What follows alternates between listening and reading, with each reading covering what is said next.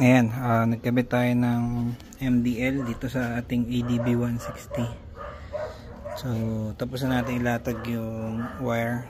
So gagawin natin, papasok na lang natin sa loob, tapos i-tire wire. So ayan yung latag nya, high and low. Tapos nilagyan natin ng switch. Ayan. So 1 and 2, so, kasi dalawa ilaw, high and low.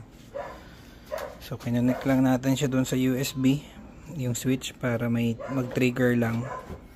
So yun lang naman ginawa doon. Tapos tinaasan natin yung amperes nitong USB charger. From 5 ginawa natin 15 para hindi siya mabitin or pumutok. So yan, mamaya pakita ko sa inyo yung buga niya. So yan lang, later ulit. Ayan, tapos na natin ilatag yung balas, tapos yung relay dito, yung busina natin nandito, yung isang busina nandito, ito. Tapos yung driving light, ayan, 1, 2.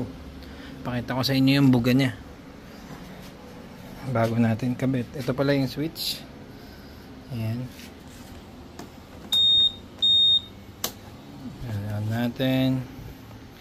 Ito yung low, ito yung high nya, low, high. So, na-test na rin natin yan doon sa daan, okay naman, low, high. So sa mga susunod, pag naglagay tayo ng passing switch, pwede nagabang tayo ng sa wire, para pag pinindot dito passing, pwede rin.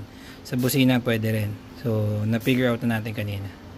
Yun lang, low, high, low, high. So parang passing, ganyan na lang. See you on my next video.